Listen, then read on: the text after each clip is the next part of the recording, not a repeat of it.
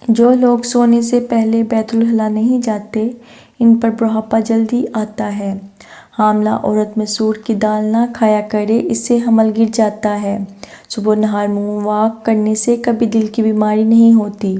صبح صبح چہرے پر کچے دودھ کی کلینزنگ کرنے سے چہرے کی جلد نرم و ملائم رہتی ہے اور چہرہ خوبصورت ہو جاتا ہے۔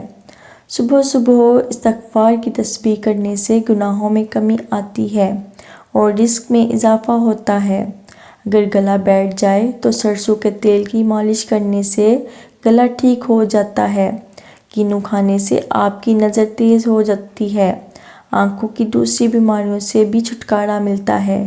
جلدی نیند کا آنا کمزور دماغ کی نشانی ہے۔ ہر وقت سر پر خارش ہونا برے دماغ کی نشانیوں میں سے ہے۔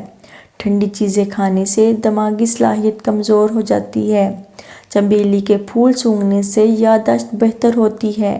گرم پانی سے نہانے سے دماغ کی رگیں مضبوط ہوتی ہیں۔ دہی میں بادام ڈال کر ماتھے کی مالش کرنے سے دماغ مضبوط ہوتا ہے۔ آدھی رات کو اٹھ کر تاروں کو دیکھنے سے دماغ مضبوط ہوتا ہے۔ چہرے کی جلد کو چکنا کرنے کے لیے شہد کو چہرے پر ماسک کی طرح ملیں۔ 20 منٹ تک چہرے پر شہد لگا رہنے دیں، بعد میں منہ دھو لیں۔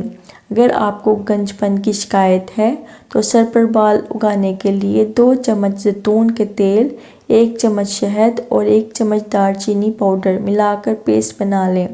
روزانہ نہانے سے 15 منٹ پہلے سر پر لگائیں، بہت تیزی سے بال اگنا شروع ہو جائیں گے۔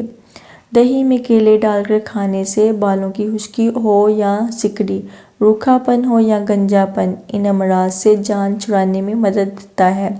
جنسی طاقت کو بڑھانے میں بھی بہت مفید ہے۔ ہر روز 10 منٹ پیدل چلنا چاہیے۔ مسکراتے ہوئے اس سے ڈپریشن دور ہو جاتا ہے۔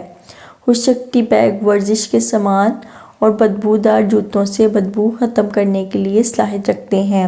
کیا آپ جانتے ہیں تتلیاں کچھووں کے آنسو پیتی ہیں؟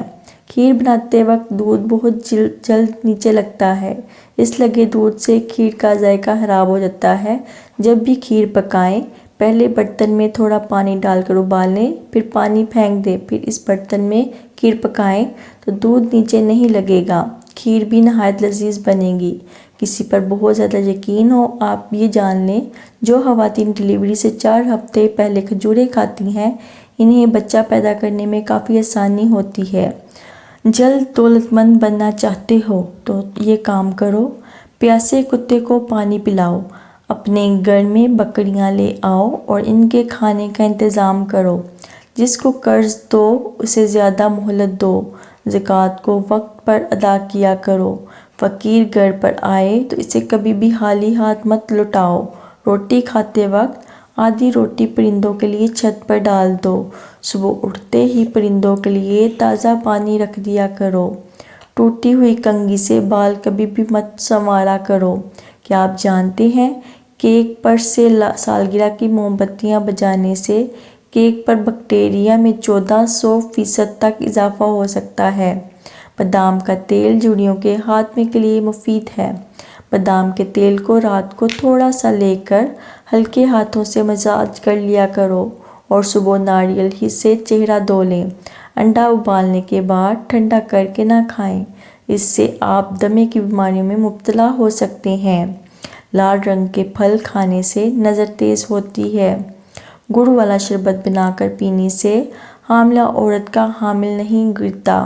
سر کے پاس مالٹے کے چھلکے رکھ کر سونے سے صبح آنکھ جلدی کھل جاتی ہے۔ اگر آنکھوں کے آگے دھندلا پن نظر آتا ہو تو نہار منہ سرما آنکھوں میں ڈال لینے سے آنکھیں ٹھیک ہو جاتی ہیں۔ اگر زخم جلدی بڑھنا چاہتے ہو تو ٹوتھ پیسٹ میں نمک ملا کر لگا لیا کرو۔ اگر بھوک زیادہ لگتی ہو تو کچے چاول کھانے سے بھوک کم لگنا شروع ہو جاتی ہے۔ جو لوگ سردیوں میں جرابیں پہن کر سوتے ہیں، ان کی عمر کم ہو جاتی ہے۔ تازہ ٹماٹر زیادہ استعمال کرنے سے لیکوریا ٹھیک ہو جاتا ہے۔ اہل جنت کی پہلی غذا مچھلی کے جگر کے کباب ہوں گے۔ اللہ کی بنائی ہوئی مخلوق لال بیگ کا خون سفید ہوتا ہے۔ گھر میں سفید مرغی رکھنے سے گھر پر جنات کا قبضہ نہیں ہوتا۔ مرغی والے مریض کو مرغی کے پنجوں کا سوپ بنا کر پلانے سے مرغی کی بیماری دور ہو جاتی ہے۔ دماغ کا کمزور ہونا، پانچوں نمازوں کے بعد سر پر ہاتھ رکھ کر 11 بار یا کوی پڑھیں، انشاءاللہ دماغی کمزوری دور ہو جائے گی۔ اگر گھر میں پالتو پرندے یعنی مرغی، طوطا، کبوتر، مور وغیرہ کو بیماری لگ جائے تو اس کے لیے یہ نسخہ بہترین ہے۔ نیم کے درخت کے تازہ پتے اور لہسن میں وزن لے کر ان کا پانی نکال لیں اور سرنج سے دن میں 4 قطرے پلائیں، انشاءاللہ رانی کھیت